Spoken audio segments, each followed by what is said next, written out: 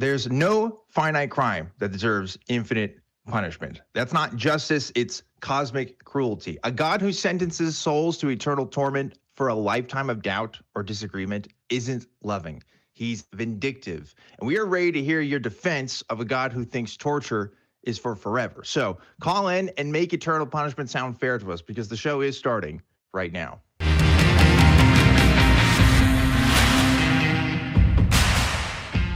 Hello, everyone. Today is July 26, 2026, and we want to welcome you to Talk Heathen. I am your host today, Objectively Dan, and joining me is the awesome Fee. Fee, how are you doing today? Hey, Dan, I'm doing great.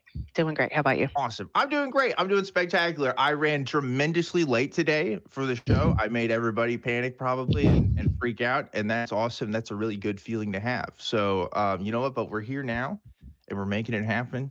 And that's just, hey, welcome to the live show business, baby. You gotta, there's schedules for these things. You gotta know, roll you gotta with respect that. Fee, if you could tell us a little bit about who you are for the Talk Heathen audience, I'm sure they'd love to hear about you. Yeah, I think this is the third show I've been on for ACA. I'm just Fee, just a mom. You know, I'm a sign language interpreter professionally. I've been in non-believer deconstructing for probably well over 20 years now. And I am on TikTok with some amazing people who let me come up on their panels and have these discussions with folks about these issues that affect us all. I'm Fee, Yahweh's Kryptonite in parentheses on TikTok. That's usually where you'll find me. Absolutely. And folks, if you are watching us on TikTok this afternoon, you'd like to talk to us, then you can request to join and we'll bring you up on stage. Just please make sure that you are over 18 years of age before doing so. And we are streaming today, so shout out to our folks on TikTok and also on YouTube mobile. And hey, we have open lines right now. So the number for that, if you want to call in, is 512-991-9242, or you can call from your computer at aca.show/call. Folks, this is Talk Heathen. We're open to all of your questions about religion, secular humanism, atheistic morality, cosmology, philosophy, science, history, life, the universe, and everything. So please come talk to us. And I'm curious if anybody can tell me why, you know, the whole Christian punitive system, as I'll call it, is good. I don't think it's good, obviously. But, you know, I'm always curious to see how people defend it. But, you know, before we move on from that, just to quickly remind folks about our mission statement, Talk Heathen is a production of the Atheist Community of Austin, which is a 501c3 nonprofit organization dedicated to the promotion of atheism, critical thinking, secular humanism, and the separation of religion and government. And there's a lot of awesome folks that make this show happen. I want to give a quick shout out to our crew, who, again, were patiently waiting on me to get my fucking shit together as things were happening. Thank you, crew, for being spectacular and awesome at that. And if you want to be a member of this tremendous crew, then you can always ask to volunteer. We are always looking for more people. It's volunteer@atheist-community.org. That's the email address that you can email to get involved for any of our productions. But that being said, we still have open lines. So we're waiting on folks to come talk to us. Right now I'm talking to, again, Fee, who's been doing this for a little bit. Fee, you were about to say something. What's up? I was going to ask you, like, you were a Christian before, right? I was a Christian before. Did your denomination teach hellfire? You know, so like my story is kind of weird because I grew up the first 12 years of my life in a Methodist church. And then in my teenage years, I went to a Baptist church, which like, I feel like nobody does. I feel like usually it's the other way around. You get to the more conservative first and then the less conservative.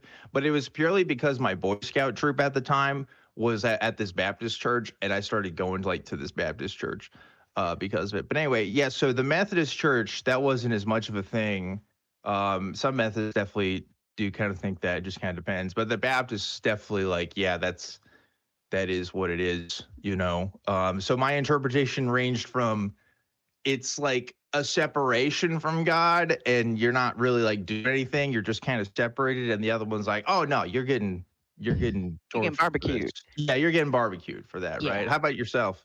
No, I grew up Jehovah's Witness, and they didn't teach like eternal torture. They used the Bible, constructed the scriptures in a way that supported, like, when you're dead, you're dead. There's no devising, no knowledge in Sheol, like the place that you're Right. going. Right. So their version of the afterlife was paradise on earth, like with lions and lambs eating together and crazy shit like Mm, that. right. But but I don't understand how just cognitively someone can think that eternal torture is just for finite crimes. Like, that Mm. doesn't make any sense to me. So I'm just wondering how believers construct that just logically in their minds, or if they just accept it because God must have a good reason for it. I don't get it. I don't get that.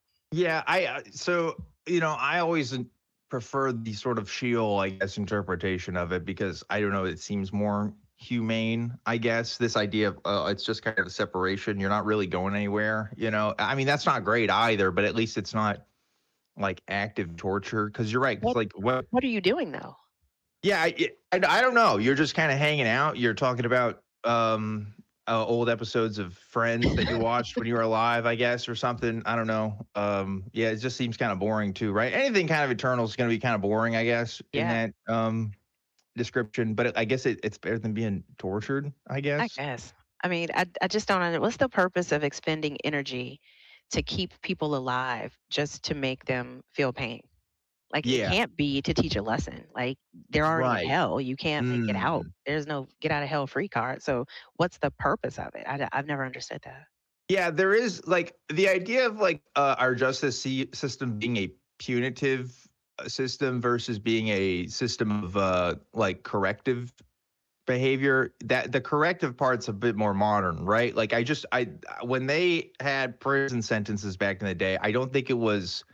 I mean, I guess part of it was to teach someone a lesson, but it was also to freak people out and to make sure people don't do the thing that they did, right? It was like a warning, but it's like I don't know. I guess that's the only way I can think of that is, well, this is just to make sure you do what I tell you to do and nothing else, right? So if you don't do what I tell you to do, you're gonna go to the bad place, and that's it. End of story, right? It's just a place to assert authoritarian sort of terror, I guess, more than anything else. Yeah, I mean, then I could get it. Now, Hmm. not so much. Yeah, yeah, right. Like, we know what neurons are. So Yeah, what are we true. talking about? What's going to Yeah, be cognizant of the pain? We were talking to yeah. somebody about that yesterday, like nerve endings, like our brain, like, think through that. I don't think they're willing to do that. Yeah, that's something I've thought about as an adult too, right? Because there are people who aren't born with like even a sensation of pain, and of course, like they constantly fuck up their body because they don't know um what's going on and like leave their limbs out in places they shouldn't, and so like obviously that's a problem for them in real life. But like, what's the afterlife like for them? I guess they just get those pain. They get that pain reinstalled, I guess, is how that works. But I guess so. I don't know. I don't know, but it's all bad though. It's not great. The great thing is the Bible is so hilariously inconsistent about the afterlife, both heaven and hell, that we don't even have to argue about what it is because it doesn't like we don't have a clear picture. There's never been a clear picture. Early church people have tried to paint clear pictures. Some of that got mixed up with fan fiction like Dante's Inferno and stuff, but really it's all fan fiction at the end of the day. But I'm just saying, like, even the people who were chiefly in charge of that fan fiction did not and still don't have a clear consensus about afterlife stuff. So, it is Well, what it is. shouldn't that be indicative of the fact that it's not real? I would say so. I would say so. Maybe our callers would disagree. I don't know. But again, right now we have open lines. You don't have to be a Christian to call in. You can be an atheist. You can be an agnostic. You can be something else. But we're happy to talk to you guys while we wait for some folks to talk to. Again, talking to the awesome Fee, who I want to know a bit more about your story, Fee, because as a Jehovah's Witness, there's let's say limitations that are put on you as a person that other people don't have.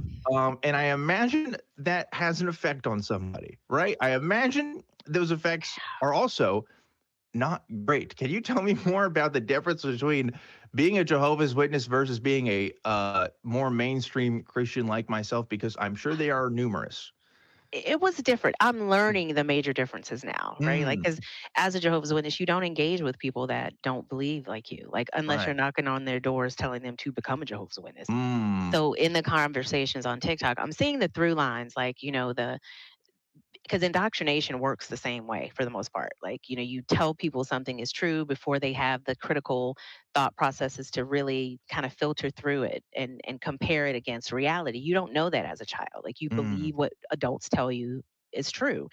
But the doctrines themselves are so different. Like, there is no people go to heaven, but it's only a set number. It's only 144,000 people that right. go, of all humanity, by the way, like Yes. all humans ever in existence. Only 144,000 go to heaven, Yeah. which is weird. That's my Um, favorite thing about Jehovah's Witnesses. Well, I'll talk about that. No, that's not my favorite thing. Well, what's your we'll go favorite over thing? some of the things I admire about Jehovah's Witnesses in a second. I want to continue your story though. Continue your take.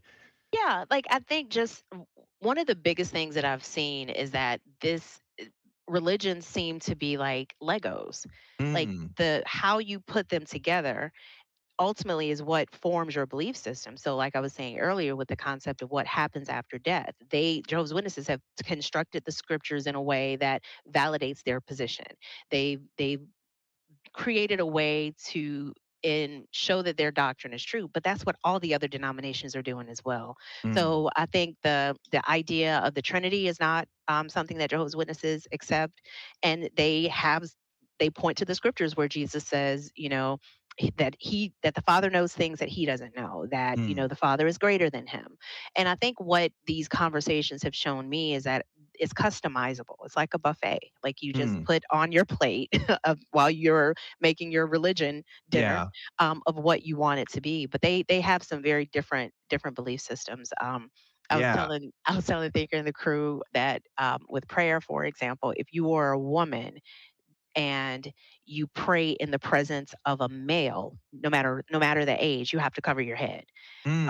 I was telling my son about it. He was like, "Cover it with what?" I'm like, "Whatever you have." Whatever you got. Yeah, You got he's a like, blanket, you got a "Yeah." shirt, just put it A on. scarf, a hat, Mm. whatever it is, you have to cover your head. Even if that little boy is 9 years old and just got baptized the day before. So it's all these belief systems that you don't really think about, you just follow because that's what indoctrination causes you to do. Yeah, that makes sense. For the majority of my life, like first half of my life, the Jehovah's Witnesses was the religion I knew that Michael Jackson grew up in, and that was it. I didn't really know anything else about it, to be honest with you. But then when I started to learn more about it, it just like it seemed very intense, especially like the no birthday stuff, right? The you can't get blood transfusions, that kind of stuff was just like, man, that's kind of hard. But when I learned about the 144,000 thing, this is like real theology. Yeah. I think to me that is probably the most ridiculous because you can if this religion, the Jehovah's Witness religion, correct me if I'm wrong, it came from it's like the 19th century, right? Like it's Yep. no older than that, which is like so what about everybody that came before? Like it's not like we're talking about 0 AD, right? We're not Right. talking about 100 AD. We're talking like a couple, at least 1,000, almost Right. 2,000 years afterwards. And now we're saying it's 144,000. I don't know how you wrap your mind around that. And who That's like, started counting? yeah, Like, we at what started point counting. Yeah. who was patient zero? I don't understand. But you never think to question that. I can Mm, remember, like, looking around, because the way that they do it, they call it the memorial. They don't mm. celebrate Easter or any of the major holidays. So it's ultimately this plate of flat ass crackers and a wine glass of like grape juice or something. It might have been real wine, I don't know. Mm. Because as a person that's not a member of the 144,000, I just pass it to the next person. So I don't drink from it or eat from it. The people who are going to heaven will eat a piece of the unleavened bread and drink from the blood of Christ, which, again, let's not even think about how many times we did not recognize, like, Okay, why are you symbolically drinking blood? That's this just is weird. Jehovah's Witness lore I'm not actually familiar with. Okay, so the Eucharist that you're taking, so you're doing the crackers and wine stuff, but it's only for the folks that are confirmed It's once 144,000. Yes, it's So if only you once a year. it's once a year. So but you Once a said year. you didn't take it. So like what does that mean? Like how come you weren't a part of it yet? at the Oh, I time? wasn't. No, like most Jehovah's Witnesses are not. They would consider themselves part of what's called the great crowd. So the people who Oh. will be on earth after Armageddon takes away all of Oh, the okay. non-Jehovah's Witnesses. But the 144,000 go to heaven. So those are two distinct classes. Wait, so they figured that out on Earth? I thought they sorted that out after you died. You figured that out beforehand? Yeah, you figured it out before, and it's What? How do you figure completely. that out? You just decide.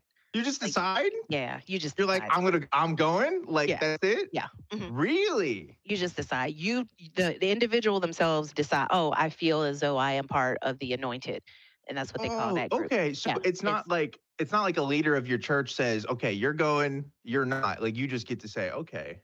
yeah, Oh, yeah. You wow. just decide on your own.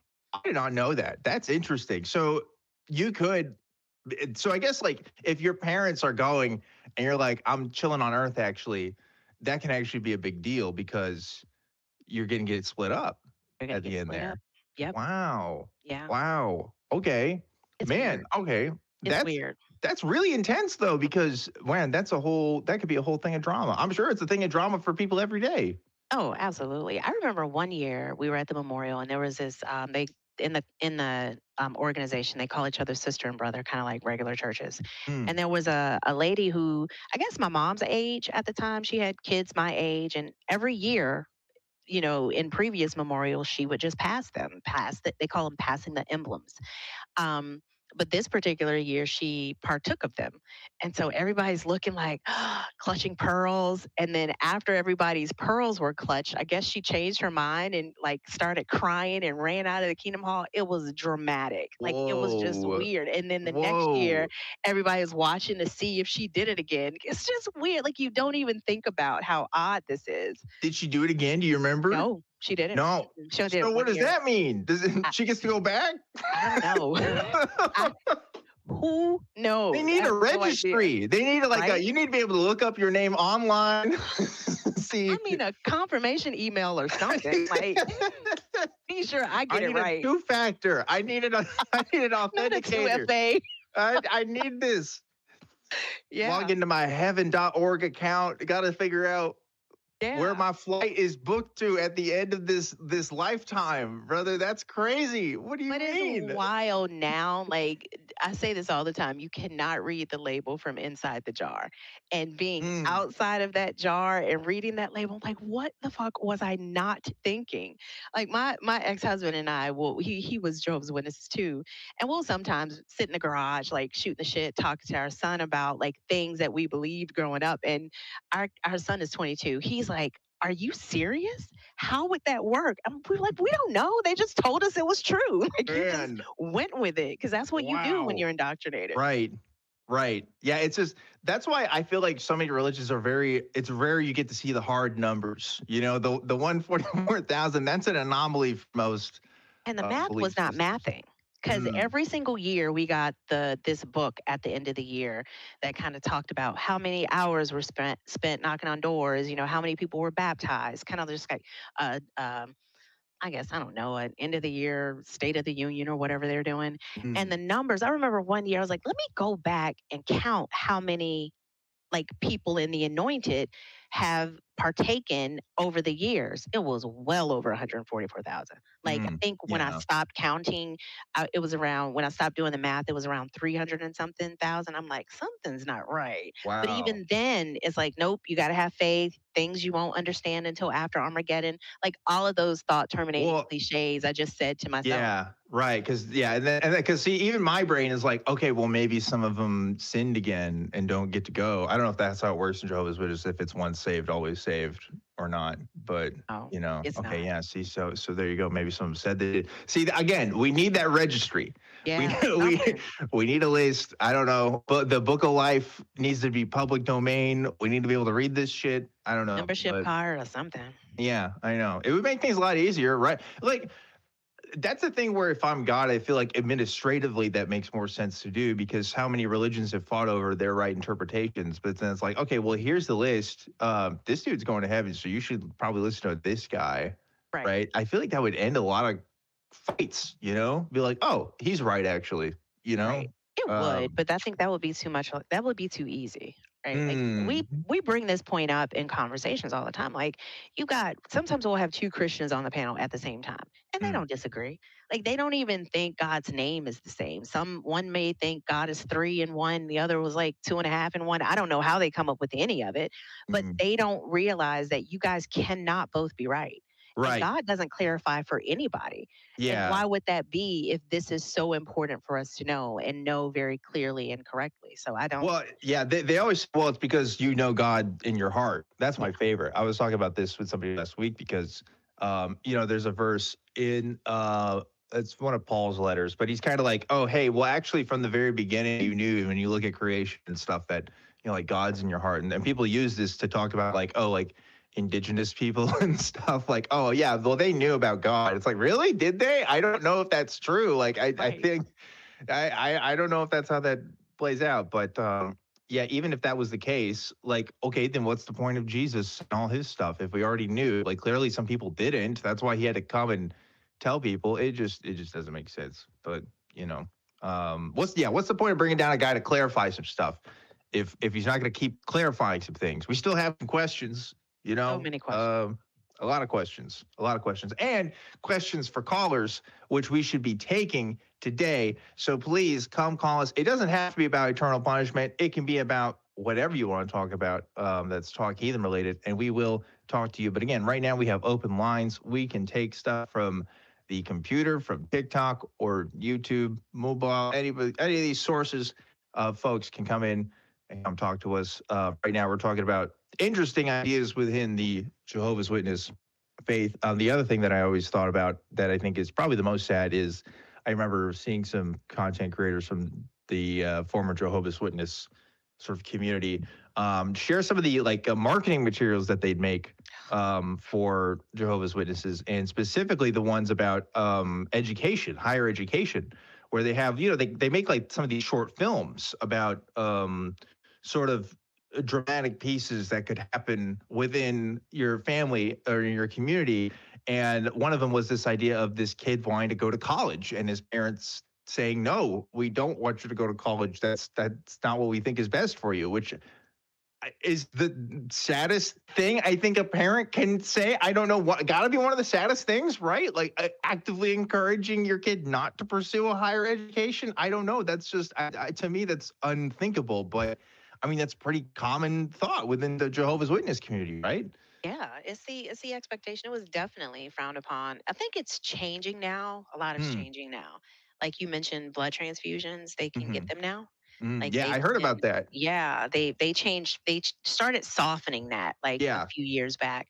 But higher education is absolutely not was not encouraged. Like my Mm. dad was a staunch, like absolutely not. Like you need to be focused on knocking on doors and preaching the word of God because we are Yeah. so close to the end, and Mm. that's where your focus needs to be. And ultimately, what I've come to realize is that I think post-secondary education is where you learn to critically think. Like it's Right. where you learn to, in K through 12, especially in the States, it's just memorization, like Right. being told what to think, not taught how to think. And I think when you go to college and you have these like humanities courses and you realize that there are other cultures and other ways of learning and just other perspectives, you get that in college. And I don't think that that usually is the first like pull of the thread that starts to unravel all of it, but it's definitely not something that's encouraged. Yeah, I mean that has to be part of the reason, right? Because presumably you go to college and you should be able to help run organizations like churches in whatever organizations are formed via Jehovah's Witness community like better, right? Because I don't know, maybe you get a business administration degree or something, right? Like and like supposedly you could use your skills for that, but they don't even consider that. I guess it's just. Well, they're not structured that way, right? Mm. Like there's a governing body in Bethel in New York, and they make all of the decisions. So like on the local level, you have like your elders and men in positions of like decision making and authority to Man, you don't determine. say, really? Oh yeah, Yeah, huh? absolutely. Okay. What a Absolutely. shocker. Yeah, so they will determine if like a person, I don't know, like has sex outside of marriage and then comes and confesses, talks to the elders, they'll decide if that person would get disfellowshipped or not. Oh, wait. Hold on. Wait. Well, rewind on that. So how does that work? They got to send in an application and be like, hey, figure out if this guy's good or not? No, they determine on the local level. So three elders will get together, and then Okay. they'll interview the person who's committed the sin. And I guess from what I never had a judicial committee. That's what it's called. I never had one, but I've heard of people talking about just like the invasive questions that were asked, like who touched who first, like all of these things, and those three men will determine if that person should be disfellowshipped or not. If you are disfellowshipped, then nobody can talk to you. Like you have to, pretend as though that person's not there. And so all of the things that you'll learn, like administration and things of that nature, that wouldn't be applicable, not in the way that the organization was structured Oh when I my came up in it. gosh. So like anybody can just report you to this body and then they'll start asking questions. It doesn't matter who reports you. Yep, anybody can report you or you can report yourself because it's so much guilt, right? Like I knew of people who reported themselves for masturbating. I knew people who reported themselves for liking somebody at school or having a crush on Oh somebody at school. Like no. it was pretty bad. It was pretty bad. Oh my I think I was God. thinking the other day, I'm like, I thought about all the things growing up that I wanted to be able to talk to my parents about. Like, a new boy comes to school, I have a crush on him. I couldn't do that. Like I could, because I would have a 3 hour lecture from my dad about how dating is only for when you're preparing for marriage. You need to be focused on the kingdom, or things like that. So I didn't, the catalyst for me deconstructing really was the birth of my son. And in Mm, thinking about the type of relationship I wanted to have with him, I thought about the things that I couldn't do with my own parents growing up, and I wanted to eliminate those barriers. So yeah, it was pretty intense, and it wow. does a really good job of carving or crafting a person into who they are supposed to be, as opposed to letting them flourish as they are naturally. So Wow. yes, definitely a restrictive environment. Those are powerful words. I appreciate that so much because making a lifestyle change like that, especially when it's your entire world, like it's your whole community, it's everybody you know and love, and saying no, I don't think that's right. That takes a lot of courage Yeah. to admit that and say that this is wrong and tread a new path for yourself. I can't imagine what that must have been like from such a high. I don't want to say controlling. I mean, it is controlling, but like high stakes environment, right? I think for me, it was the path was just a little bit easier because I moved away. Like Mm, I grew up in Georgia. I had been out of Atlanta for at least 5 years before I started deconstructing. So being like when I moved to the state that I'm in right now, I knew people that were in the congregation that my husband at the time and I were in, but they didn't know me. Like so, if I disappeared, they would probably be like, "Hey, where's Fee?" But I wouldn't feel that pressure that you would from the person who you grew up with, that you see all the time, that you don't want to disappoint. So I think right. that distance, I call it distance privilege. I think Mm. that distance privilege was definitely there and helped to, keep the ball rolling for me. Yeah, one thing they told me when I was not a Christian anymore, or one thing they speculated was because, oh, you stopped going to church. And it was like, no, I did go to church, but I saw it more as a place where I could like hang out with friends and stuff because I mean it had to be because as I started to not believe, I couldn't really get into the other stuff of it. So it became more awkward. And then now not having a weekly church going to thing every week, that also kind of rewires your brain a little Oh bit. yeah. And I think that's the thing that people have to do is distance yourself a little bit from that community, and then you'll realize how much pressure you're actually under to sort of keep up some of these things. And the reality is, if it's true, it'll be true after your distance. It Yeah, will. Like the yeah. true things have absolutely no need to fear Good in point. any sort of investigation. So if you are concerned about getting distance from it, there's likely a reason why. Yeah. Yeah. And also, like, I'm not completely distanced from Christianity. I'm on call-in shows. Hey, I talk to Christians all the time. They can come talk to me whenever they want, you know? Right. So I don't know. They make a lot of excuses as to why people leave. And it's never because, well, because this thing sucks. It's always some personal moral failing, right? Which is Yeah. pretty terrible. Gosh. They Wow. tell us Well, every day it's because we want to sin.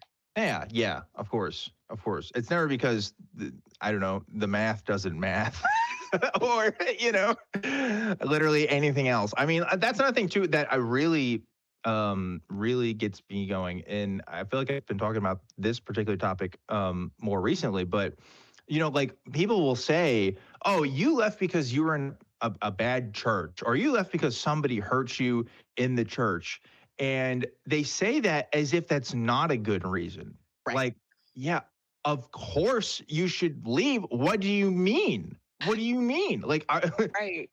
what are we saying here? Like, oh no, they should have stuck around actually and let their abusers keep abusing them, or like, oh, they need to go to another church where maybe they won't get abused this time. Like, well, where's the accountability? Where's the, oh man, we should figure out who this person was so they don't do this, instead of, oh, well, you should have figured it out on your own. Like, it's just, that's a crazy thing to say, right? I think it's blame shifting. Like they Mm, never ask themselves, why does God allow so many people to get hurt in church? If it's the yeah. place that's supposed to be safety, if it's the place Mm, that's supposed to be love and it's a respite. Like if that's the case, why does God allow it to happen?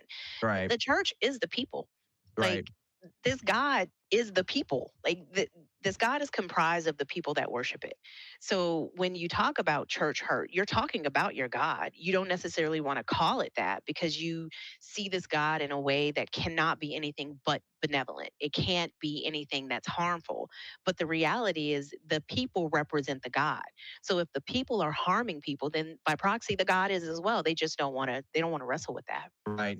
Right. Yeah, it's terrible. It's terrible. And like like if you want to say, well, it's because theologically everything is still true, even if somebody hurts you. Like I see that perspective, but at the same time, if a church, like you said, is its people, what does that mean about the theology? Like, what does that mean about, the actual goings on and what a church should be? Because if that problem isn't solved within the church, then what good is a church, right? If it's not going to stop people that are actively hurting people, sincere believers or otherwise, right? Yeah. From getting hurt in those kinds of ways. I don't know, but it's all very shitty. I get it for other stuff. Like if somebody gets hurt in an atheist group, that's because the world just kind of sucked, man. I don't know. There's some shitty people out there, and I wish it wasn't the way it was, but that's the way it is. I don't have to say, well, it's because you personally like morally failed. Like that's I don't know. I would never even think that. But we also don't have a benevolent deity that's Right. unlimited and powerful that we are claiming is watching over us. Yeah. So, like, you'd Yeah. have to speak to that as well. Hmm. True. True. Or tribunals of interviewing people. I guess like, Yeah. did you do this? Did you did you like a girl at school, Jimmy? That's insane. Yeah. Wow, and sad. Just really, really sad. Yeah, I remember the Jehovah's Witness girls at my school were always having to wear skirts and stuff, and I don't know that I didn't like, I didn't really think about it too much at the time, but like looking back, it's like, man, their upbringing must have been so much different from mine. Um, Yeah. I was yeah, telling my kid the other day, Christmas parties, Valentine parties, anytime yeah, anybody's birthday, we had to go to the library, like go mm, sit in the cafeteria. You couldn't participate in any of that. And I sad. mean, yeah, like as a kid, you feel like an outsider. You feel like, you see yourself as different. And different is good. I think that we're moving to a place where we're not expecting everybody to be the same. So from that perspective, I get it. We can't expect people to all think the same. But when Yeah, you are young and when you are impressionable and you want to belong, that's a basic human need. And you're part of this organization that's telling you. Like I was my middle sister's 3 years older than me, so we were in the same school for a couple of years.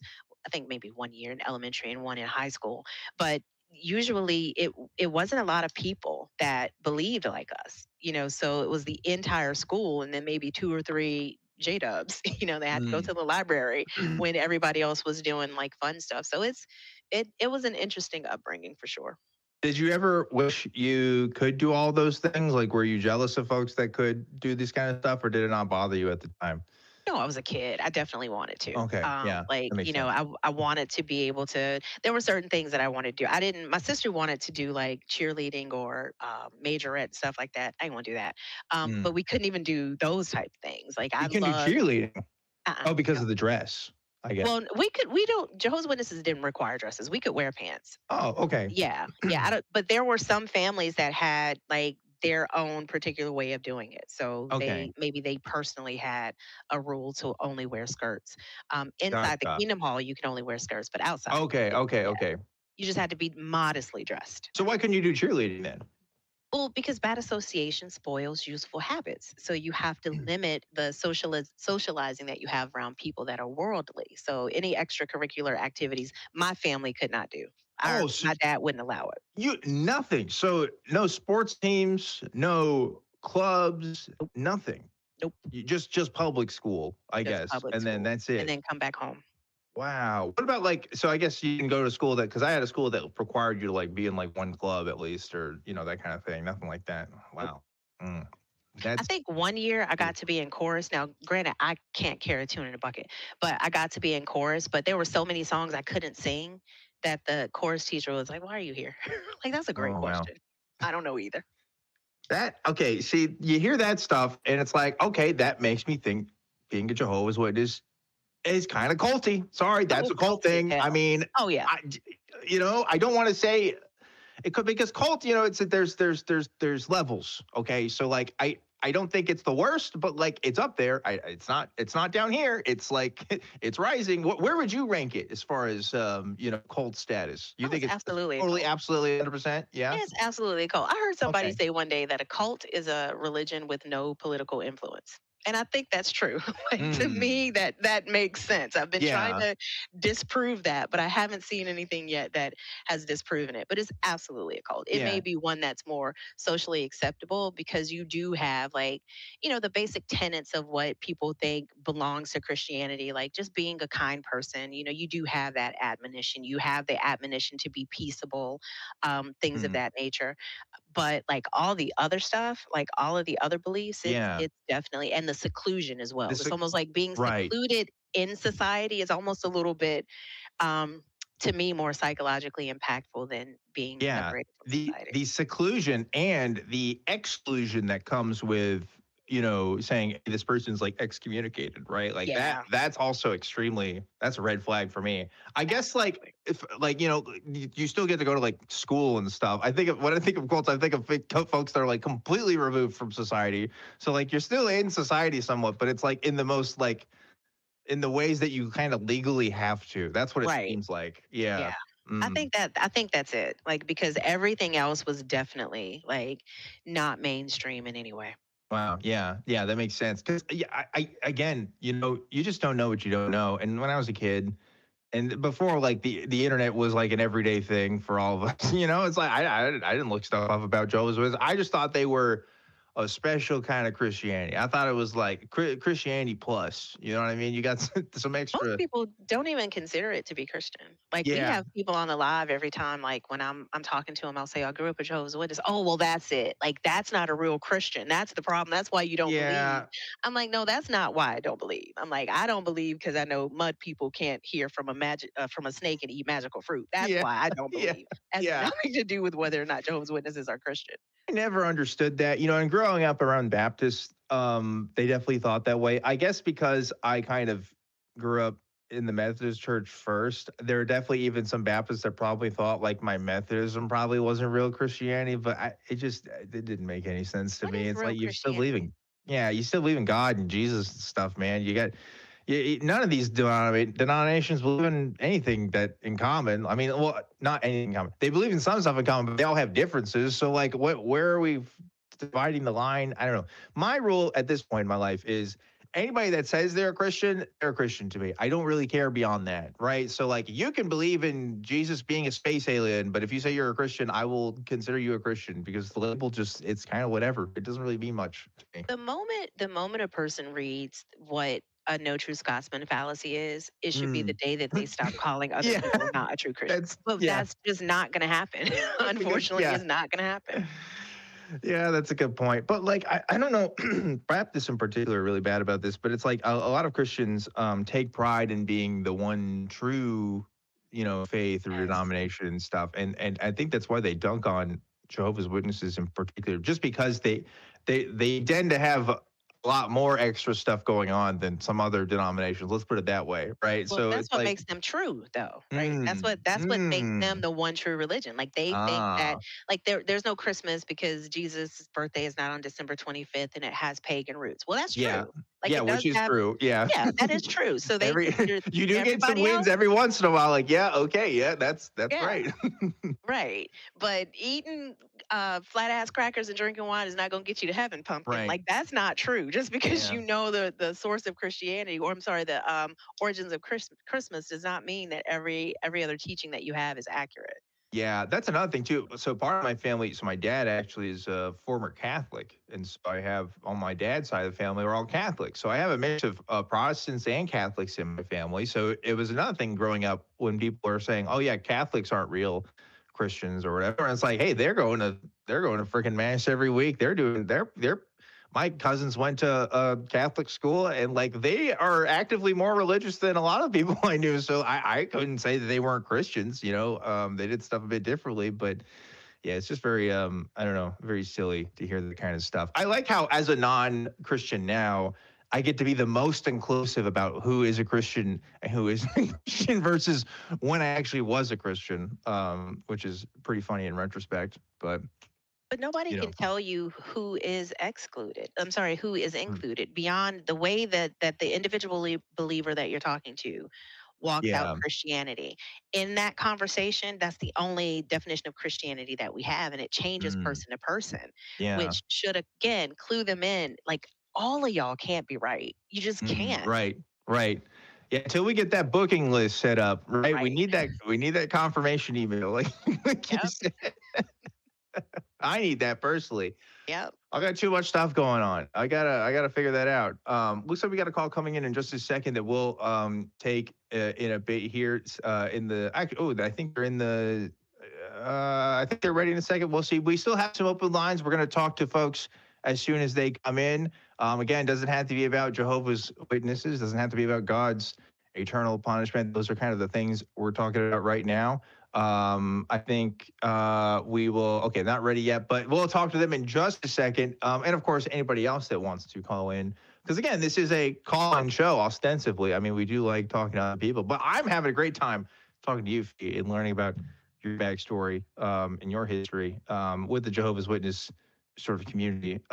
Always fascinating. I've never had a bad conversation with a former Jehovah's Witness. I always learn something new every single time. You guys got so many nuances Oh, so many. to your stuff, which is I just I had incredible. one the other week. Mm, It was an older guy that called in, and once he found out that I was former Jehovah's Witness, he called me an apostate and of course. abruptly left the conversation. Wow. So like normally they don't get too heated, but it again it depends on the person. That's why we say like this belief system doesn't create a good person. Like you can be an asshole and be a Christian because you were probably an asshole before you became a Christian. Yeah. So yeah, so it doesn't matter the denomination. If the person in the denomination is a person that lacks character, then you're going to be a Christian that lacks character. That's just how Yeah. this goes. Why do you think it is that so like I'm not a believer, right? But I feel like I wouldn't get treated with the same hostility as someone who's a quote unquote apostate, right? So what do you think the difference is there? Is it because there's that punishment element? Like do you think that's really what it is? That oh you used to believe and you don't or Well, they believe that as soon as you learn about it, then you become accountable to accept it. So if you okay. learn about Jehovah and you learn about Jesus and you know about the truth, then now you are accountable for whether or not you accept it or not. So as a person who has never learned the history of the organization or the way that they present their dogma, then you're not going to be punished for that. They even teach that those who don't know, they'll have a second chance. But A somebody like second me, chance. yeah, they'll have a second chance. Wait, what does that mean? Does- Well, the way they Armageddon, if for the people who have not accepted that this is the truth before Armageddon, if they've heard about it but they reject it, then they're going to die and they'll be dead forever. But the okay. people who didn't hear about it before they died will be resurrected. They'll come back to how that works. I don't know where they're going to get their bodies from. Don't ask me. But they'll come back to life on Earth, and they'll have an opportunity to learn about what Jehovah offers at that point in paradise. So Oh, they'll get a second chance. they're going to That's make what you an offer you can't they're going refuse. to make you an offer you can't refuse. Wow. Okay. So there is sort of, okay. So there is a sort of, there's an administration going on. We're just not privy to it. I don't get to know if I'm one of the ones who has heard of it or not. Have I heard of Armageddon? I guess I've heard about from ex-Jehovah's Witnesses. Now, does that count? I don't know. I don't know if I'm on that email list. That's a great question. I got nothing, Dan. Your guess is as good as mine. Damn. Well, I hope I get to come back. I guess at least get a case heard for me. But that's like very. Those aren't great circumstances to hear about. You get, you're back on Earth, and it's like, hey, this is what's going to happen. Like, that's a lot of pressure. I don't know. Right? Yeah. Oof. Oh, well, I guess maybe we'll see, or maybe not see, because I don't think that is actually going to happen. So we do have a caller who wants to talk to us now, Fee. So I think we should get started talking to people. What do you say? Let's do it. Okay, so we have Felix who wants to talk to us from Puerto Rico. Felix says that they have an argument for God's existence. I'd love to hear that, Felix. You're live on Talk Heathen. How you doing? Felix, I'm doing okay. It's a beautiful Sunday here in Austin, Texas, and I'm doing all right. How about you? I'm doing great, thank you. Okay, Let me great. turn these off here. Say again? Sorry, can you hear me? Yeah, we can hear you. I know you wanted to talk to us about the existence of God. Yes, that's correct. Okay, we're listening. Should I start? Yeah, go ahead. Okay, do you agree that something has always existed? Ooh, this is philosophically interesting. Has something always existed? Well, it seems like time has to have matter to be measured by, right? If there's no matter, then we can't really say that anything's happened, because time is sort of measured against the energy and matter that composes the universe. So in one sense, as long as matter has existed, which counts as something, then time has existed. But I don't think that's what you're going for. I don't know. Fee, what do you think? I agree with you. Like, Yeah. I'd love to hear what you mean by that. I agree with how Dan just laid that out.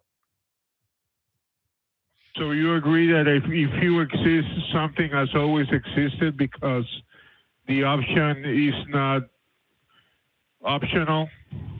No, not if I exist. Me existing has nothing to do with it. If something, as far as we understand how matter and energy work, if it exists, then time also exists at the same time. I'm not sure if scientists would say that matter and energy could exist in a part where time couldn't exist. But I'm not a physicist. I'm not an expert on that, so I don't know, Felix, to be honest with you. No, you don't have to be a physicist. I'm just talking about your existence. You agree you exist, correct? That I exist? Yeah, I'm pretty sure about that. Okay, so if you exist, then something must always have existed, because the option is that apart from something always existing, the other option is nothing has always existed. And if nothing has always existed, nothing would exist right now. Yeah, but you I'm not sure if I exist. follow. I don't know why I have to exist in order for something to always exist. I'm not sure where where that links up. Because if nothing always was the case, no existence at all, there would be nothing right now. Do you agree with that? What do you mean by nothing? Non-existence. Nothing at all. So I haven't always existed. Well, I haven't always existed, but my parents clearly existed prior to me because I'm here. So I'm not sure what you mean by that. But you exist right now, correct? Yeah, now. Exactly. But so you exist. But there was a point always. in time that I didn't. Yes, but you exist right now. Therefore, something must have always existed. Because if nothing... I don't know if that makes any sense. Felix, I'm going to be honest with you. I don't think that follows. No. Fee has a kid, right? And so if Fee's kid hasn't always existed, so what does that mean for them? right? I mean, there's things that haven't always existed.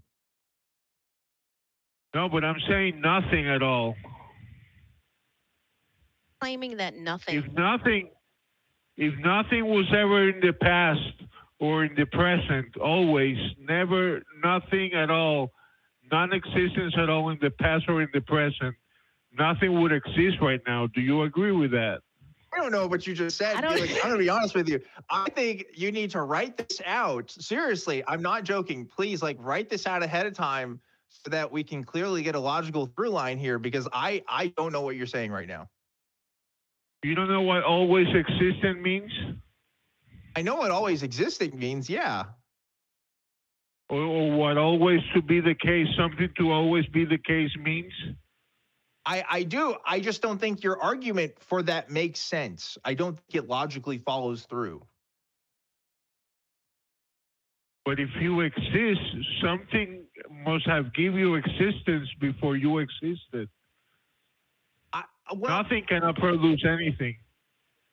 I can exist because, again, and Fee already pointed this out, I exist because my parents exist, and my parents exist because their parents exist, and that goes back to, early formation of life on planet Earth. I don't think that we have to get into therefore everything all the time has to exist or nothing. Like I don't know if it tracks that far. Okay, because something has always existed is the reason why you exist and your parents exist and anything exists right now, because something has always existed. Well, let's say that that's true. Let's say that something has always existed, okay? There are some people that kind of fall into those lines of thinking that aren't Christian, right? You don't have to be a Christian to think along those lines. So even if this was the case, which I don't necessarily believe, but let's grant you that something has always existed, why does it have to be a God? Okay, because if something has always existed, it must have power. Do you agree? No, I don't think it has to have power. You don't think it must have power to exist? No. Why? To sustain its existence and to create? I don't need power to sustain my existence. I'm just chilling. You're just chilling? Nothing is sustaining you right now? I'm drinking water. I'm trying to eat healthy, and that's how I'm sustaining. I don't need powers to do that besides the biology given to me. Because you don't sustain your own existence. Something else is doing it. But it's a power. I don't know what that means. It's not nothing. It's not nothing at all. Something is sustaining you. You're muted, Phoebe. I don't know. I don't know what you mean by this, because I'm eating food and I'm drinking water, and that's what sustains me. So outside of that, I don't know if anything else is sustaining me. I don't think a God is sustaining me or anything like that. Nothing. If something has no power at all, it doesn't exist by definition. Again, I don't know where you're getting this from. I don't think physicists or people who are more knowledgeable than you or me would agree with that. So I'm not sure why you're saying this. Because in order to actualize the existence, to remain existent, it must remain existent by some kind of power, not by nothing. Nothing doesn't do anything. What do you mean by some kind of power? Something cannot exist in its own nothingness. That's impossible. Fee, are you unmuted now? Let's see. Nope, not yet. Still can't hear you. But I don't know. I just don't know, man. I don't know that we need to do all this to have something exist. I don't know. I can have a granola bar on my desk, and that exists, and there's no power that needs to sustain it besides, I guess, like gravity and like the fundamental forces of the universe, like electromagnetism and stuff. But like I don't know why that has to be supernatural or a god or anything like that. Like, you're not really making a case for that. You're just kind of saying that's what it is. But that bar has power. That bar is not existing without any power. It is something is sustaining the bar, not the bar itself, but some power is sustaining in existence the bar. Felix, what powers are sustaining my granola bar? The structure it has, the form it has, the unity it has. It doesn't come from nothing. It doesn't come from no power sustaining or working around it and in the pattern and with some kind of unity to keep the bar a bar and keep the identity it has. Something is doing it. It's not nothing. The bar is not existing by nothingness. That's impossible. I think it's existing by capitalism and the sticky sugars and stuff. They keep it together. Actually, I don't even have a granola bar. I have a granola bar wrapper. So right now, it's not even sustaining itself, Felix. It's gone.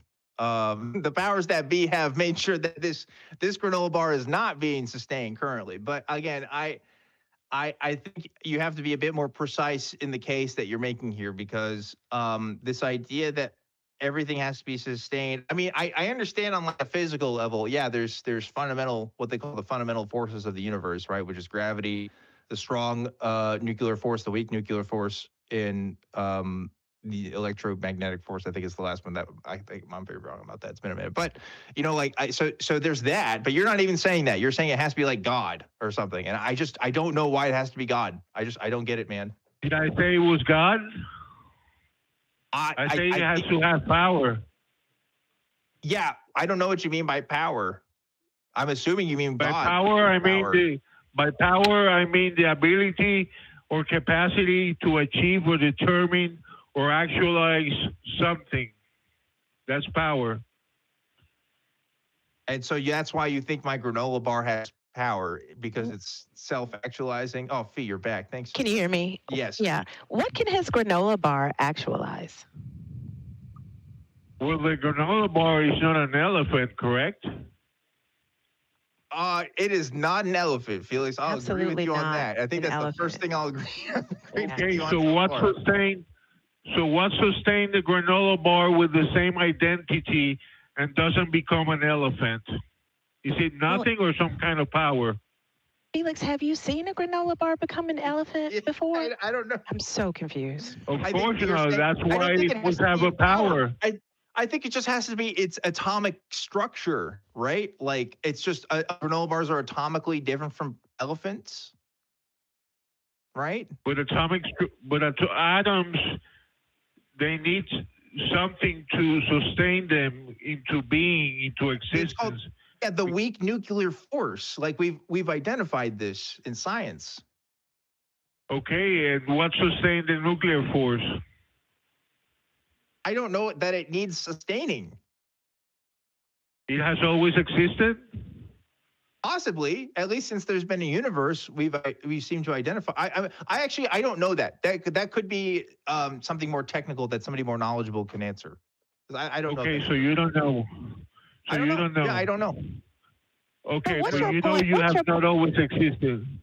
But Felix, what's your point? We've already determined that we haven't always existed, right? Like, I know that my parents decided to have sex back in the 70s and I was born. That does not mean, I'm trying to figure out where you're going here. Like, what is your point that you're making?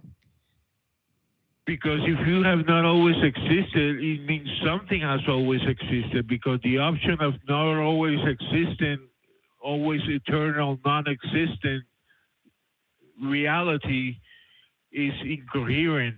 There will be nothing right now, but you exist. Therefore, something has always existed. That's not true. Do you understand that? No, not at all. Not at all. Yeah. I think my existence means that my father and my mother existed, and they came together to create me, right? That has no bearing on whatever it is you're pointing to now that could make a granola bar an elephant. So I think that's where Dan and I are confused. Yeah. Because existence is something that is actualized and something that needs to be caused by something else. It cannot be caused by nothing. If Okay, nothing... so the thing that you're saying is the force that actualized us. What actualized that?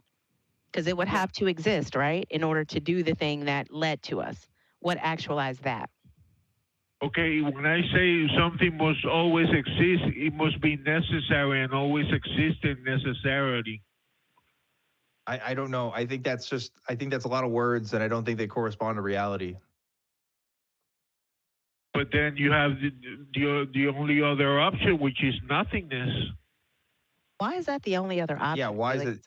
Why are you creating a binary? Because existence, the only option apart from existence is non-existence. Okay, but There's no third option. But how does that get to what you're pointing to, though, right now? Okay, that something has always existed because you exist, and that something must have power to sustain its existential security of having always existed necessarily by some kind of power. It cannot exist by nothing causing it, nothing to be necessary, it always existed. Some kind of power it must have. Do you agree? I don't even understand. I don't even understand. I can't agree to something I don't understand. But also, the thing is, at the end of the day, there's a lot of questions about the origins of our universe that we're still figuring out, right? And we know more now than we did the day before. But we know all that because we keep making observations, right? We keep doing science, and we keep trying to figure out our origins, both locally and cosmologically.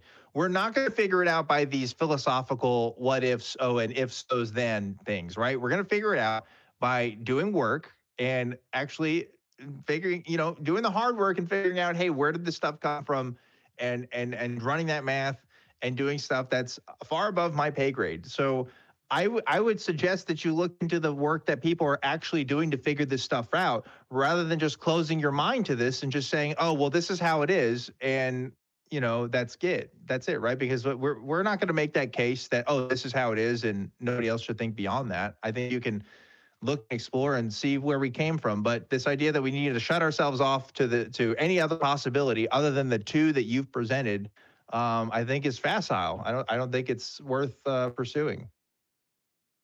I think it's really simple because it's either existence or non-existence. I know you think it's simple, hard. and that's why, and one might describe this as a simple-minded take, because maybe there's other possibilities beyond what you can imagine. Have you considered this? Okay, Felix, name one possibility, a third possibility. Felix, you talked about a granola bar turning into an elephant, right? Yeah, I mean, what are we supposed to do with this? Yeah.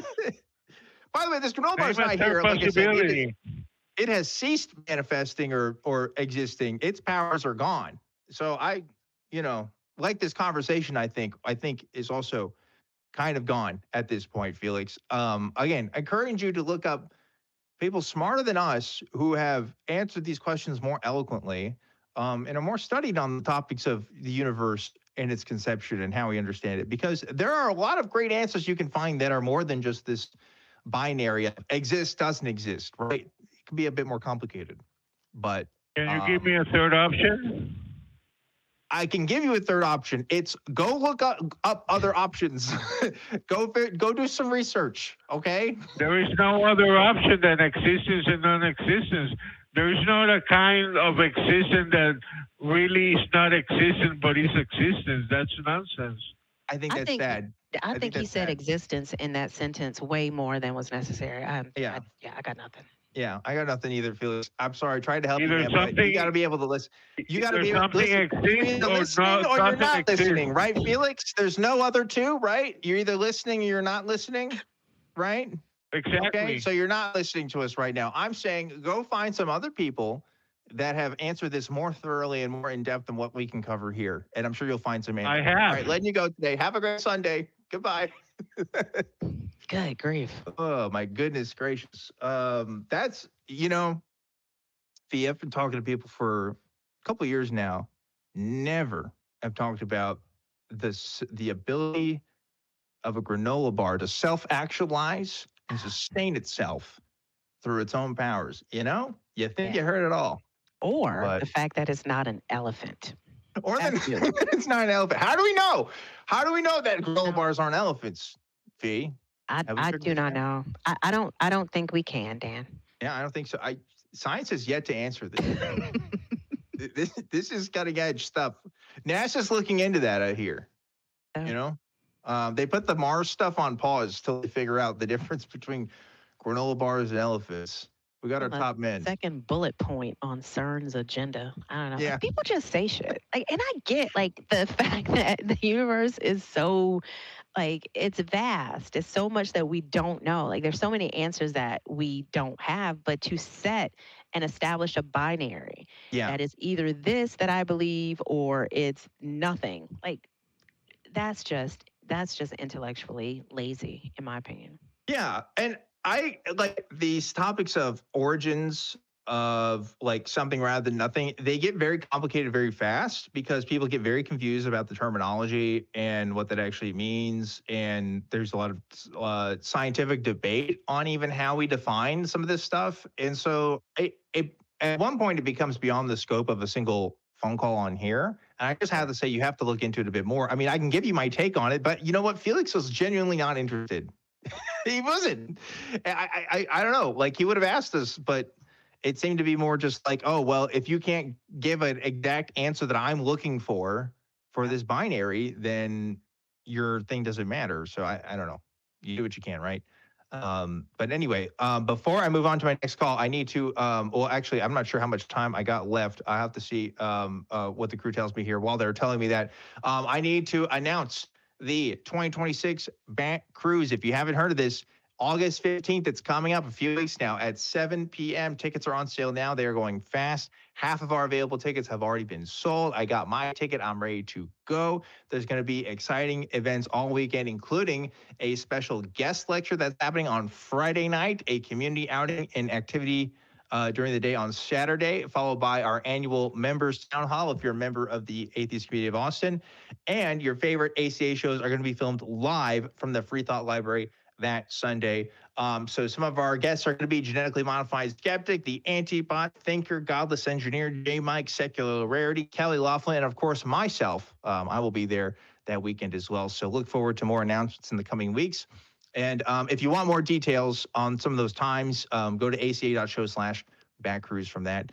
It's going to be really, really awesome. I'm looking forward to it. I love our back cruise. Happens every year, but every year is worth going to, I have to say. So now for our next, this one's gonna be better than ever, by the way. I'm more excited about this one than maybe any other year because we have so much stuff planning in between. It's not just a Saturday thing. We're gonna be doing an all weekend thing. So I'm looking forward to it. Yeah, it'll be cool. It'll be cool. Next call though, let's talk to Bob, who wants to talk to us from New York. We still got some time left on the show here, so we got time for some more calls. Bob, you're live on Talk Heathen. What's going on? Well, I just figured I'd chime in and give my 2 cents on the whole situation here. Okay, the whole situation. What situation we talking about? Well, the whole atheism versus, well, in my point of view, Catholicism, but more generally theism, I guess you would say. Sure. Okay. I'm assuming you are a theist, a Catholic yourself? I am. Okay, let's hear it. I'm just, well, is it okay if I know I'm supposed to be answering questions, but is it okay if I start this with a question? Absolutely. Yeah, go ahead. So what do you base your belief system on? Is it evidence, philosophy, or science? What do you mean belief system? let's start there. Do you mean just because? So I identify. I prefer the term igtheist, which has its own merits to it. But agnostic atheist is also an identifier that works well with me. I don't know, Fee. Are you comfortable with that identifier for yourself? Yeah. So how would you answer this question? Because like I don't know that I have a belief system other than I don't accept any other religious systems to my knowledge. Like I don't consciously recognize other belief systems, religious in nature, to be true, right? I understand. I mean, I understand. I think I usually answer that question by saying I believe what I understand. Yeah. right? Like if you can explain Okay, to so me, now you can tell can me I? why it's true, I would be willing to believe it. Yeah. Okay, so but I guess I'll rephrase the original question. Would it take a matter of philosophical argument or scientific evidence or just a religious epiphany for you to become a theist? That's a great question. I think that for myself, because the answer might differ from not all atheists feel the same way about this. Religious epiphany is probably not enough because religious epiphany is sort of a personal matter usually, right? Usually it's something that happens that only Well, yourself can that verify. doesn't make it invalid though. Like if God came to you right now and said, "Stick your finger in my chest and feel the spear Bob, if wound." nobody else was there to see it, I should question that, right? Well, no, because but you would know it if it happened. Like if you looked at the clock and said it's 3:10 in the afternoon on a Sunday. Bob, I had a dream this morning where I had 12 cats, and I thought that was my reality. No, not a dream. No, not. I'm not talking about a dream. Bob, you're a Catholic. You know how many Catholics have said they've had God visit them in their dreams? Like, Well, yeah, that doesn't mean absolutely. That's part of the religious experience. I'm talking. No, but it's there, Bob. There's no, Bob. You are undermining your own religion. Read the Bible sometime. See how many people have had visions from God in their dreams. Okay, it's absolutely part of the religious experience. True. So for you to say that that's not valid, you are undervaluing those people's experiences. Okay, so it is part of the religious canon. I'm saying that is valid. I'm saying that's valid interacting with God. If He came to you all of a sudden out of the blue and said, "Hello, I'm here." I'm saying I would want that verified with other people because unfortunately people can lose their minds. People can have experiences that aren't true to reality, and that might occur with me. So it would be great if God could visit me. I would question why He would visit me and only me, because that is evidence of something being wrong with me rather than something happening in reality. Right? No. Are you absolutely, saying Bob? It's possible? Listen, no. Can I get a word in? You can. Can I get a word in? Okay. Are you saying it's possible to spontaneously undergo a random event, a hallucination? Yes. Yeah. Okay. But what if everything else, like what if immediately after God left you, it was like, wow, what just happened? Like I literally physically saw God and it's still 3:12 in the afternoon on a Sunday and I have His blood on my fingers from sticking it in His side. Well, that's different, isn't it? Because if we have blood, that's physical evidence that can be verified, right? And that can be looked at by other people besides myself. So that's more than just a personal experience. We can examine that through other lenses. Okay. What about? But here's the problem, Bob, is that the Catholic Church, here's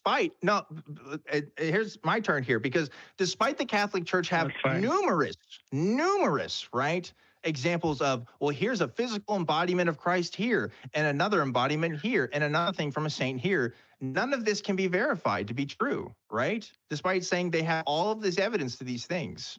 And that's the problem. We don't have good evidence for this stuff. We need to have good evidence in order for folks like me and Fee to have a belief in this. And that's why I think that personal testimonies are not enough because, like, I don't know what you took before. I don't know what you took. I don't know what you smoked. I don't know where your mental state is. You cannot, and people hallucinate all the time. Like there are mental illnesses that people have that have them seeing things that are not there. So it would have to be objectively verified outside of just my mind. Yep. Okay. Now, what? Okay. So historically, do you agree that the person Jesus Christ existed and walked the earth? I don't personally know. I think, so I'm a bit of a mixed, I think that there's enough evidence to me to believe that. Yeah, I'm not too strongly on it one way or the other, but yeah, I generally accept it to be true that there was a guy named Jesus. Okay, so as far as the whole testimony thing goes around, do you believe that 2 plus 2 equals 4? Generally, yes.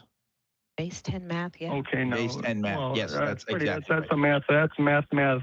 that's a mathematical fact. But That's correct, Bob. But as he just elucidated, there's other systems of math, right? That where that wouldn't necessarily be the case. Math is defined by human beings, depending on what system you use. Well, no, if you take 2 rocks and you add 2 rocks to them, you have 4 rocks. It's kind of a simple point. I don't think anybody's refuting that, Bob. Yeah, we're not necessarily refuting that. Okay, no, I'm not. But 1 plus 1 is not 2 in binary, right? 1 plus 1 is something else. So it depends on what systems you're using. We'll get more. So. If you have 2 rocks and you put 2 rocks next to them, you got 4 rocks. In a base 10 system, yes, that's right. Well, a caveman could count those rocks on his 5 fingers. So I'm not disputing that. I mean, okay. So would you be willing to die for the truth that there are 4 rocks there?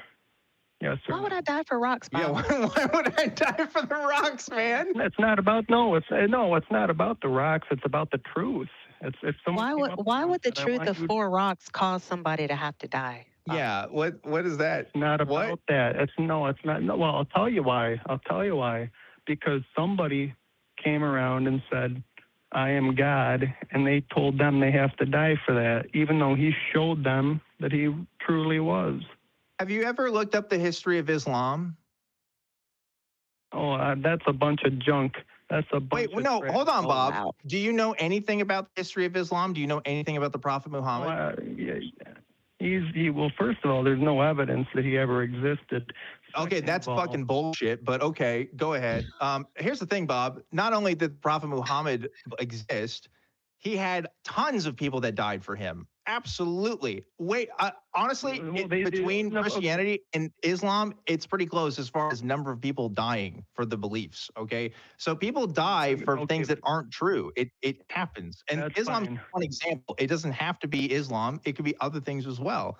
But absolutely, people die for things that they believe are true, right? What's important is that we're talking about that they believe to be true. It doesn't have to actually be true. As long as somebody believes it, then that can just be the case, right?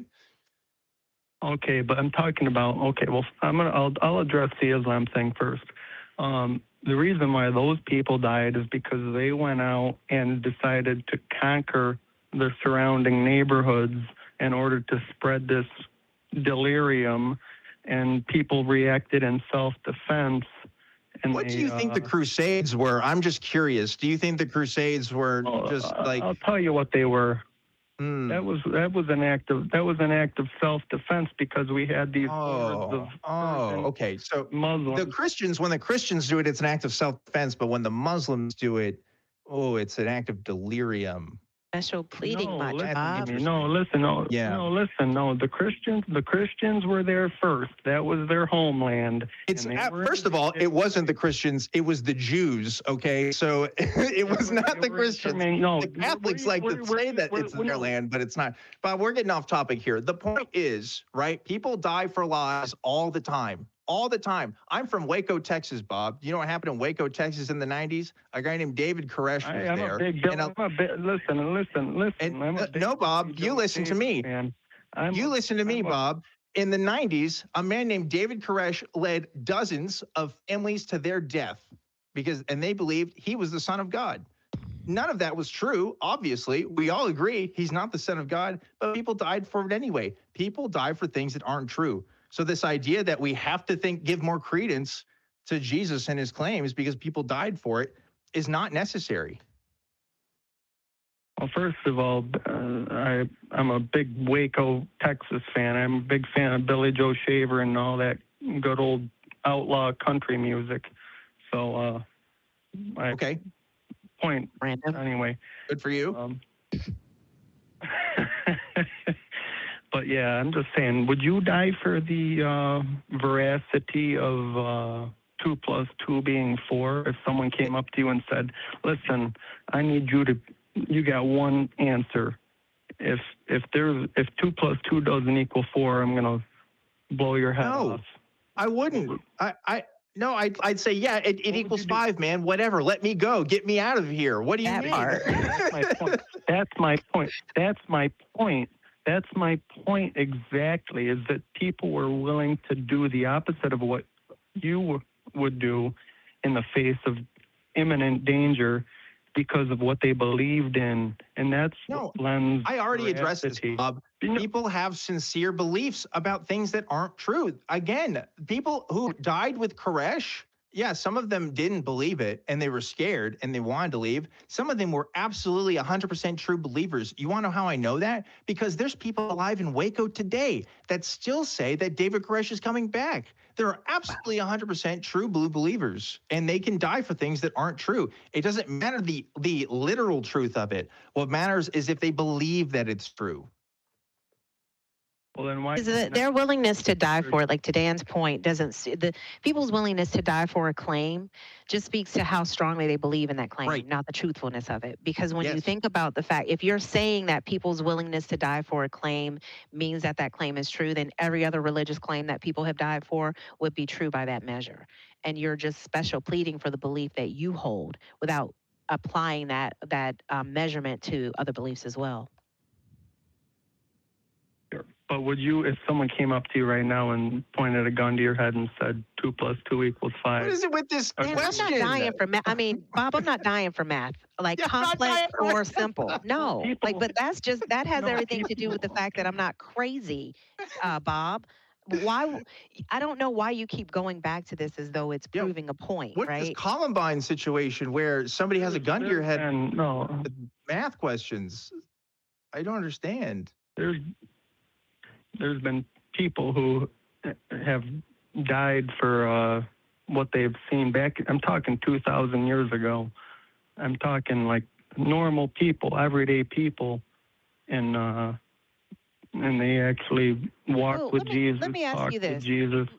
Bob. Let me ask you this: when people in our modern day, like there was a woman not too long ago who I think drowned her children because she believed that God told her to.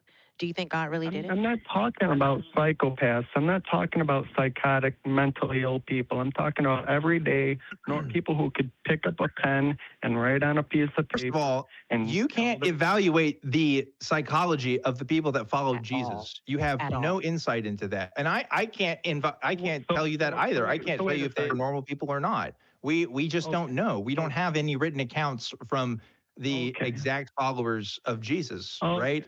The gospel accounts that we have, the gospel accounts that we have aren't written from those followers. They're written from people after the fact, at least 40 years after the fact, according to most scholarship. God only knows. But let me tell you this. You apparently know, though. Actually, know, right? You are saying that you know. Well, God only. Well, if you're gonna go down the archaeology route, then we're gonna have to get out the pickaxe and the brushes and start digging down in Jerusalem somewhere. But we really don't have to do that. Book. What are you talking about? A pickaxe and a brush? Yeah, other people have done this already. We don't have to do that work. You're the ones that are crying about evidence. I'm talking about testimony. But not only that. Let me make my other point. You haven't made enough points already, Bob. I know you have to make some more, right? What else do we have to talk about? Why can't we address the fact that your points aren't good? Can we acknowledge the fact that you're wrong when you say that somebody has to die for something that's true? Maybe my next point will be better. I'm going to mute you, Bob, until you listen to this.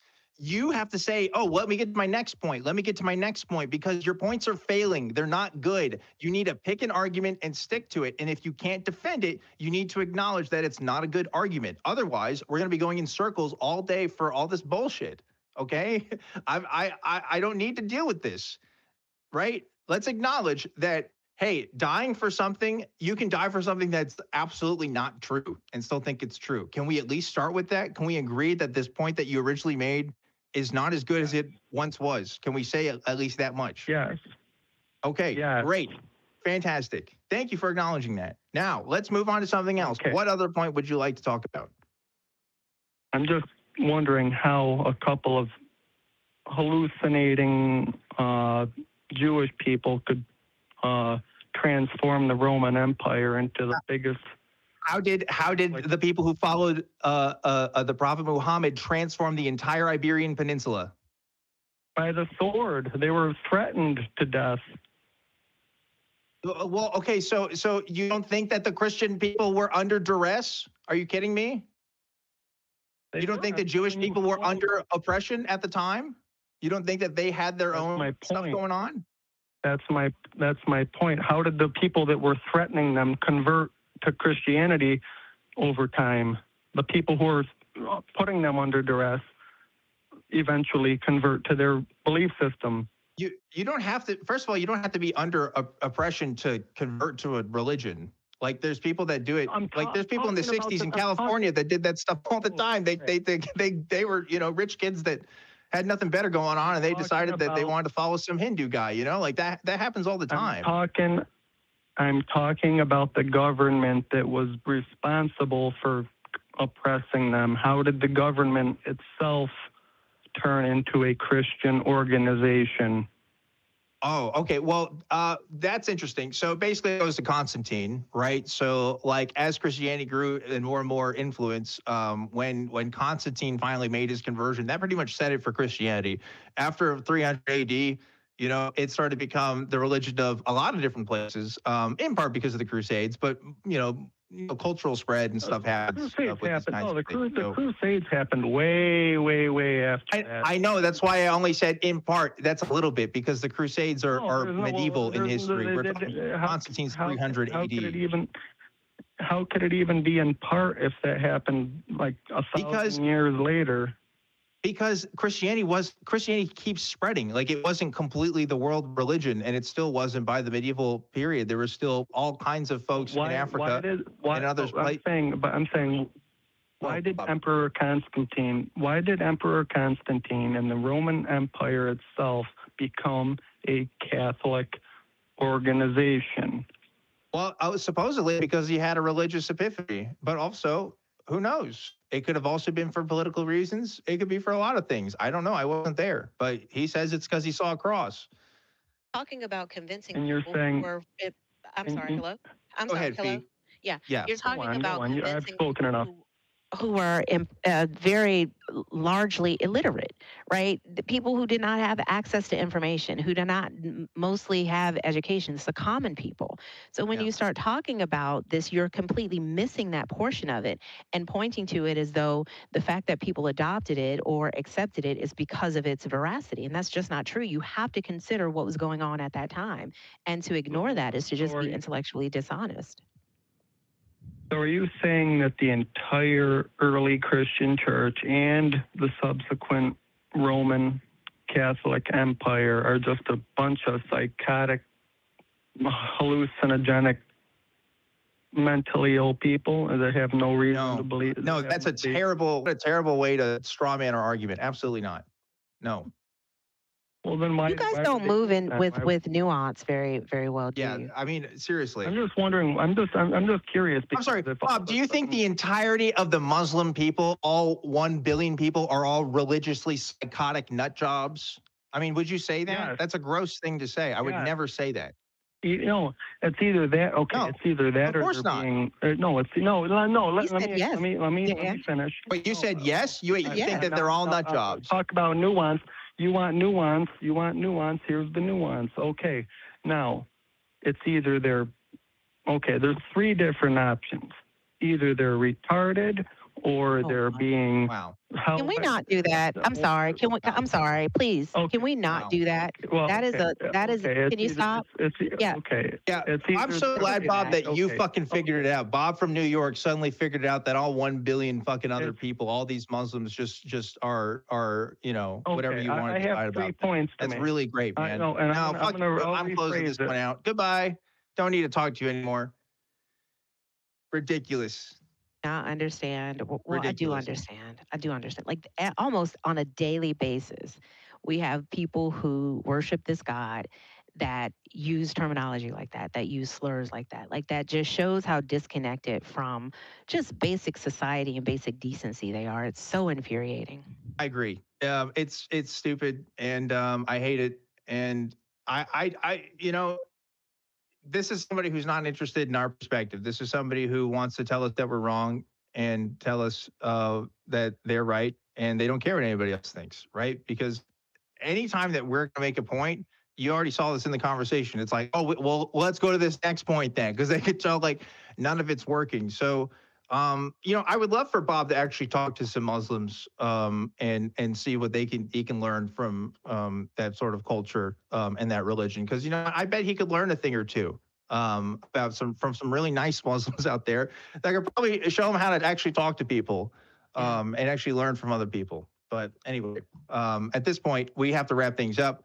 I want to thank everybody for helping on the show. Thanks to the crew for help making this show happen. Real quickly, I need to give a shout out to Scott Dickie, who's been hanging out in our background here. Hey, Scott, thanks so much for listening to us. Sure. This whole time. Sure, yeah. Scott, can you do me a favor? Do you have those notes up? I do have the notes up, yeah. Can you tell us who the top 5 patrons are? Because I didn't read them earlier, and we should probably read them now. I would be happier. I would be happy to. Okay, so at number 1, we have Oops, All Singularity. At number 2, Dingleberry Jackson. At number 3, Kalevi Helveti. At number 4, my personal favorite, just a period character, just the dot. Yep. And number 5, Casey Kuykendall. And this week's honorable mention, number 6, is Dawn Nelson. So Awesome. Thank you all for donating. Thank you so much. And of course, I need to give an awesome special super shout out to Fee for being our guest today on Talk Heathen. Fee, awesome talking to you. I love today's show. If people want to find you, where should they go? I am on TikTok, Fee, and then parentheticals with Yahweh's Kryptonite. That's where you'll find me. Nice. Awesome. Nice. Great. Thanks so much. Let's go ahead and give some love rings out real quick. Get those love rings going. Boo, boo. What that means is, if you don't believe, this is your community, and we appreciate you being here. And I want to thank everybody for being here and participating today. But if you do believe, we don't hate you. Scott, you want to close it out? You got it? Okay, I'm lost here. Okay, here, I'll finish it out. But if we don't hate you. We're just not convinced. There we go. All right, we got it. Thank you, everybody, for watching. We'll see you next time. We're Join pros. us if you wanted in just a sec.